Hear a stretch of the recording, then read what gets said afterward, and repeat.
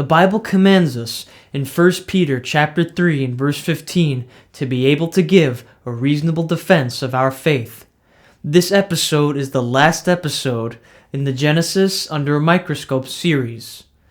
This entire series has presented a basic overview of the young Earth creation model.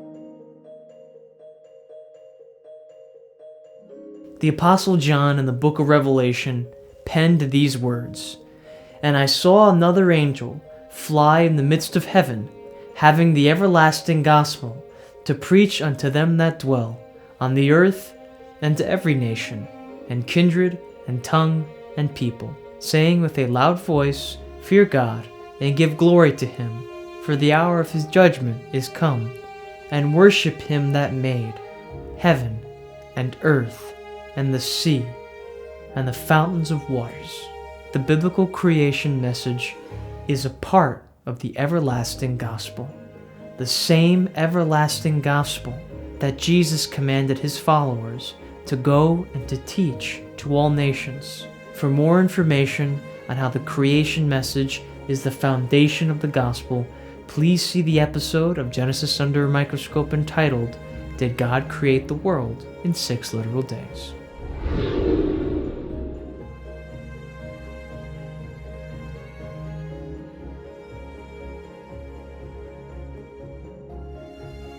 Being that the creation message is a part of the everlasting gospel, you must first receive the everlasting gospel into your heart, and then and only then can you share the truth with others. If you ever find yourself needing assurance, find a refuge in the King of creation. Just as Jesus created the world, he can create a clean heart in you. Claim his promises. By the grace of God, you can be a new creature.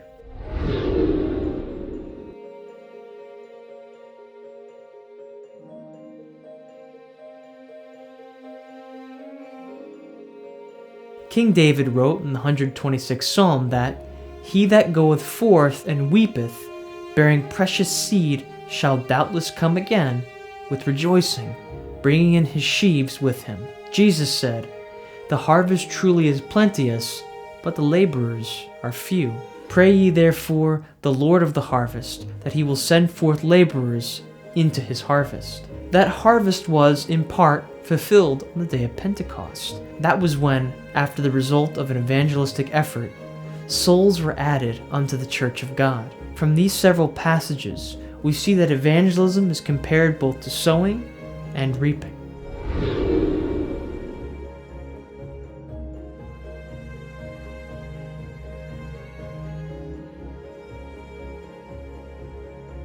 The answer to this question is contained in the psalm referenced in the previous answer. David wrote that, "He that goeth forth and weepeth, bearing precious seed, shall doubtless come again with rejoicing, bringing his sheaves with him." Here we find that 2 qualifications are listed. Those who want to come back from the field with a harvest of souls must be both weeping and bearing precious seed.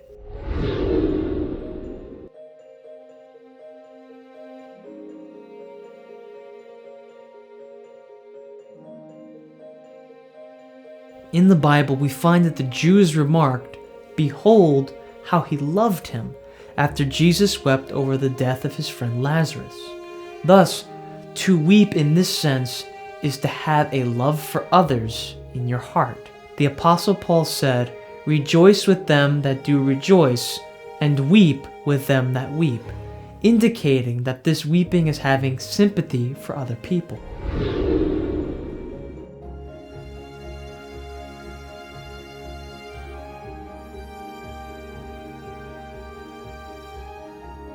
Jesus, in one of his parables, explained that the seed is the word of God. Christ, parabolically speaking, also said that he that receiveth seed into the good ground is he that heareth the word and understandeth it. This precious seed, or the word of God, is the key to being born again. The Apostle Peter wrote in his epistle that Christians are born again, not of corruptible seed, but of incorruptible, by the word of God, which liveth and abideth forever.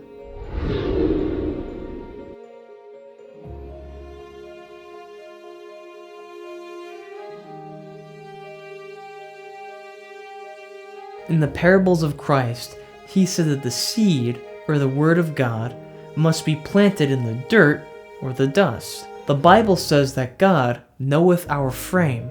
He remembereth that we are dust. Therefore, being that we are dust, the seed, or the word of God, must be sown in us.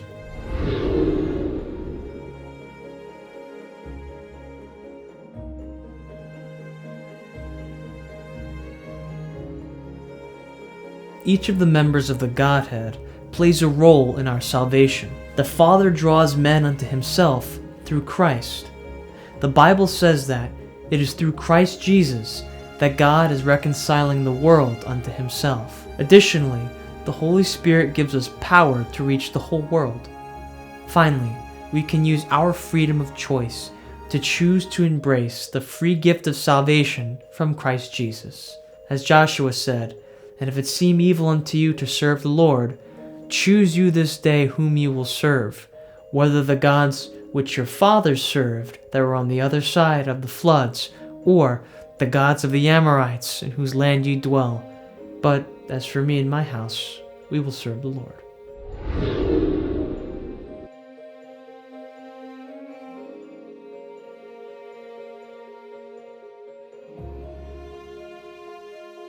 The Bible says that the Lord also shall roar out of Zion and utter his voice from Jerusalem, and the heavens and the earth shall shake, but the Lord will be the hope of his people and the strength of the children of Israel.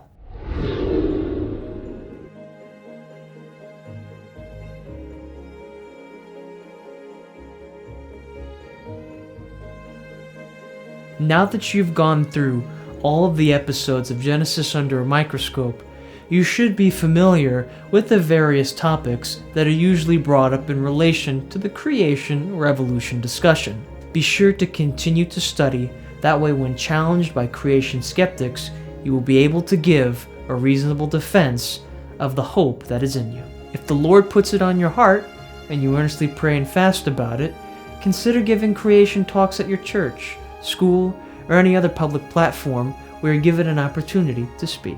I pray that you enjoyed this episode of Genesis Under a Microscope, and that you will subscribe to Christ Jesus Ministries YouTube channel.